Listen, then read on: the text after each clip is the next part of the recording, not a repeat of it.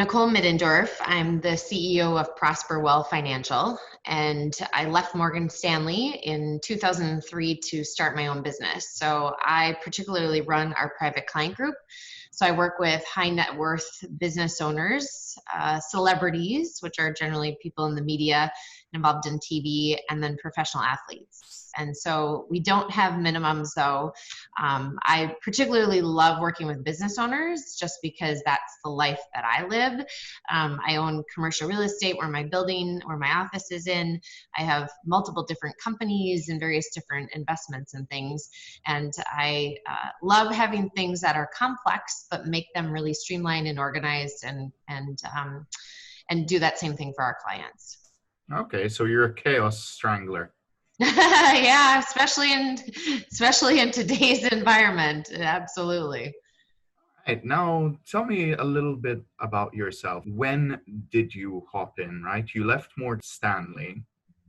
What were your main drivers for taking the leap? So when I grew up, I'm an only child, and I grew up with a mom that owned a business, and she never put me in daycare, and she owned a hairstyle salon, and then she actually set up our house with a hairstyle salon in our home. And so she would lay me on a blanket and while she would do hair, and I grew up with that, with this image of, okay, and my mom really raised me like, you can have it all. You can be a mom, and you can be a business owner, and you can be successful. And, Nicole, whatever you want to do, you can do it. If you just have to put in a lot of hard work and a lot of effort. So I always just was raised with that entrepreneurial spirit. And when I was at Morgan Stanley, there were a number of things that happened. One, I'm still in a very male dominated industry. And so being an employee, with the marble floors and the cherry desks and the men in suits, that wasn't a great environment for me. It didn't necessarily fit with my philosophies and how authentic I am as an individual. And so it never really felt right for me deep inside, and with growing up with that entrepreneurial spirit.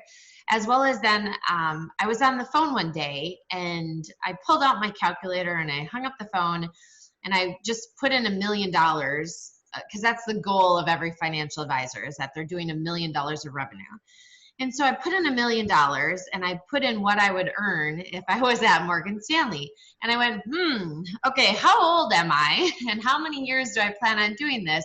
That's a lot of money that Morgan Stanley is going to be making off of me.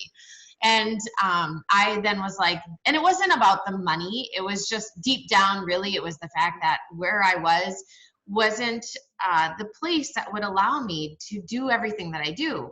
We have the Live It list, which is basically your bucket list, which I trademarked, and it encompasses in our financial planning. And so I've learned, studies show that if you spend money on experiences, you're going to be happier than if you spend money on things. I also learned that 1 in 3 Americans is happy. And so I've tied that in with the Live It list really as an inspirational tool to help people. It's not just about financial planning and getting to retirement and selling your business and making money. It's about what's really important to you about life, and what's really important to you about the things that you want to do, and where do you really spend your time, and where do you spend your money. And then I have my own foundation. And so we grant Live It list experiences. We give scholarships for financial literacy. And then I write books, and I'm doing public speaking, and I'm taping a TV segment after this. And so I'm generally on TV once a week. It's all of those things that I really wanted to do that I really couldn't necessarily do under the platform where I was an employee. Okay, so I'll start with one, and we found a pattern on this one, and that's nurture. So the way you were raised made a big difference to what you thought was possible. Now, the other thing I'm seeing is you had a certain level of creativity that I think was restricted at Morgan Stanley. And so that would be another one. And autonomy, definitely. But one thing we've talked about with other entrepreneurs is their relationship with risk. One thing we found, and I don't want to be leading you, but I do want you to tell me whether you agree with this. What we found is that the risk perspective is different, as opposed to really being like mega risk takers, which we found a few that are like, listen, I knew all the odds were stacked against me and I still jumped in. But I think their perspective on it being a risk for other people as opposed to them, they didn't see the risk as much. So Right. where would you fit in that spectrum? I was told by a woman that was a CEO. Well, it was Janet Dolan, the CEO of Tenant, and I had met her when I was in my 20s, and I was dealing with some decisions at that time. And she was like, Nicole, she goes, I wish I would have taken more risks when I was younger. And she goes, when you're young, that's the time to take those risks. And so anytime I hesitate to do something, I always hear her voice in the back of my head. And that came about again. So it was a year and a half ago. I bought a commercial building. It's almost 9,000 square feet. It's at a prominent, busy location in Minneapolis. And I'm a single mom, and I'm solely responsible for these two little ones. And, you know, right before I went to the closing, I'm like, oh my gosh, like, what am I doing? And I think also because I'm a financial planner, I live what I preach, which is answering those questions of what if. And so if you answer those questions of what if and you plan for those what ifs, it helps mitigate those feelings of, and I don't want to say the word anxiety, but those feelings of risk or, gosh, second guessing yourself. Like, I really am not able to do this. And so one, I feel like I'm a risk taker, but it's more or less that I'm really a driver. And I'm type A. I'm, an only child. I was a figure skater, and I had a figure skating coach that had a PhD in psychology. And so she always worked with me so much on the power of your mind. And so I believe so much in that what your thoughts are is what you bring about. And, you know, if you're always coming from a standpoint of scarcity, like I have no money, or, oh, woe is me, or this isn't going to work, generally what you think about is going to be brought about and what's going to happen. And so I've always just been such a positive person by nature. I mean, don't get me wrong. I'm very rational, and I overanalyze things sometimes because I'm a financial advisor, but it's having that balance. And so I went through, before I bought this building, of, okay, well, what if? Like, what if we have a recession? And what if my income goes down? What if I become disabled? What if something happens to me? So that I had extra liquid money, that I had, that I was very thoughtful in my planning. And when you do those things, that risk doesn't feel so scary. Awesome. Alrighty. Now, a piece of advice for aspiring entrepreneurs, and then we'll touch a bit on what's going on now. But someone thinking of taking the plunge like you did, right? Your best friend walks up to you. She's like, listen, I'm going to go into business. She's already made the decisions. You want to give her a piece of advice that's going to be useful to her and help her succeed. What would your advice be?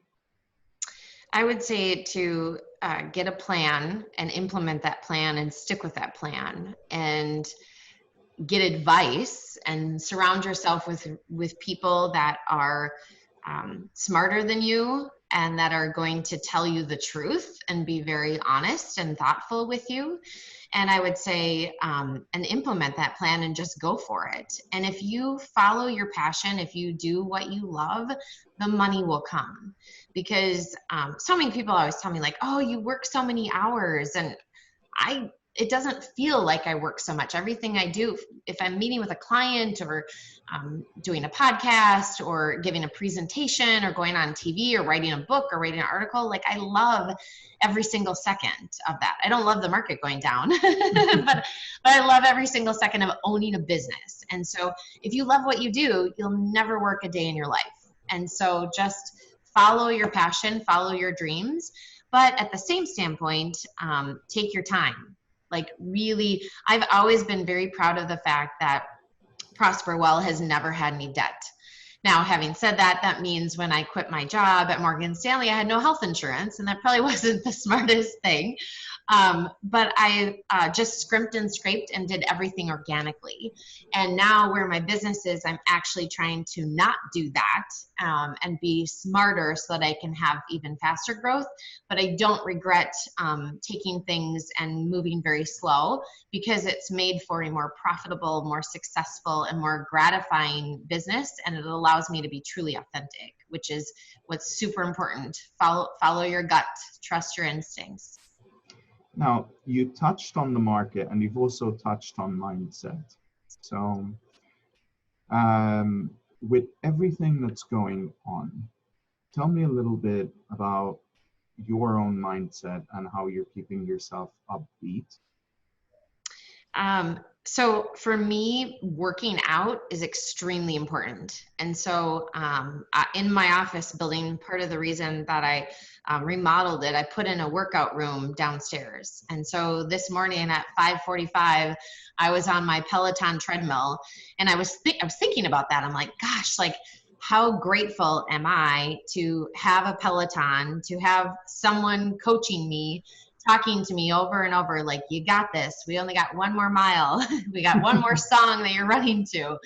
And, you can lift that higher weight. Come on, like, push yourself. And so I think you've got to look at where are you and what can you do to recreate yourself. I'm always about disrupting the industry. Like, how can I do things like just a little bit differently? Well, here's your opportunity. How can you take your business and grow it and do things a little bit differently? Tonight, we were supposed to have 34 women here for Wine, Women, and Wealth. And so now we're going out to Zoom and we're like, hey, we're going to do some networking virtually. That's something that I never, as a financial advisor, would have thought that I would have done. But about a year and a half ago, I made more of a focus on LinkedIn. So utilize video conferencing, utilize being at home, but make sure that you stay healthy. So drink water, get sleep, work out, have that connection, and reach out. The amount of people that have reached out that are other single moms, and we now have like a single mom group on Facebook. We have a single mom text group just checking in because these are struggling, difficult times for many people. We have lots of clients that have lost their jobs already, and more people are going to continue. But again, out of some of the worst things come some of the best. And one of the worst things that you can do through all of this is panic. And that's what makes things worse, specifically with the stock market. The stock market does not like volatility, and the stock market doesn't like panic or fear. And that's what we have. And so, take care of yourself, be thoughtful, get educated, and really realize in today's environment what's truth and what's not. And surround yourself with super smart people, and don't react based upon emotions. Listen to your emotions and express them, that you may be stressed out or tired, but don't let those emotions make decisions around your money or around your business. Now, on that note, COVID-19 will end, right? One way or another, either through herd immunity or through a vaccine coming into play, and also this period where we're trying to really shut it down so that it doesn't spread and overwhelm the healthcare system. We understand that period will end, and then the market needs to recover. So in terms of mindset, one thing I do at least is always think, what happens after the storm? So if this was a storm, once we get to open the doors and kind of peek outside, what's going to be going on? Now, from your end, what are you doing or think you should be doing in terms of planning to come out swinging, so to speak, after the storm passes? What does the recovery period look like for you and your business? Well, for us right now with April 15th looming, it's really reaching out to all of our clients and making sure that they are making their contributions to their IRAs, particularly business owners. You can do the SEP IRA. So one, you give yourself an extra deduction, an extra boost, because you're able to put up to 25% of your net income away, and that's totally deductible for you, as well as then you're able to put that money into the market at a lower point than you could have a few months ago. And so it's making sure that you're taking advantage of some of those things now today, as well as then preparing yourself for when the market comes back. Because there's so many great companies out there that are just obliterated from a stock price standpoint, but their company valuation is so much greater than what their stock price is worth. And so it's so important to really make sure that you're positioned well as from a financial standpoint and your QuickBooks and your organization, but as well as your business so that you're prepared. And so for us as a business, you know, we are going to be doing a lot of virtual Zoom meetings, particularly under the focus of job loss. Okay, you lost your job. So what are your options with your 401k plan? What can we help you with that? But also, what are you looking for? And to help some of our clients that have lost their job or potentially could be losing their job, network with one another so that we can come out of this even stronger. One last question then. Which areas of the market do you think will be recovering fastest once we come out of this? Particularly any of those like innovation areas. You know, the companies, there's going to be a lot of companies that just can't make it and can't keep going because they're going to lose their VC money or their private equity money, you know, some of these small cap companies. But there's going to be some that are a little bit larger, but have those innovations, you know, particularly with vaccines and healthcare. And, you know, and you've seen it already, Clorox stocks. And I'm not saying you should buy or sell Clorox stock, but all of these different companies that could potentially benefit from the changes that we're going to be making. And realistically, like overall, what I hope that we do when we come out of this is that we don't forget. Like I have clients that, you know, were affected by SARS and ended up with SARS. People don't talk about that anymore. I have clients that were affected by 9/11. And how many times are we actually talking about that? And so the biggest thing is, what are you as a business owner going to learn from this that you can implement in your business, let alone in your home, so that we aren't having this panic? I mean, learning how to wash your hands, that's something we should be doing anyway. Why are we all of a sudden panicked about it? And so it's any of those industries that could come out of this stronger, and those ones that are innovative of, okay, how can we make change so that we don't necessarily have something like this, but that we're smarter about it. Been awesome today. Thank you.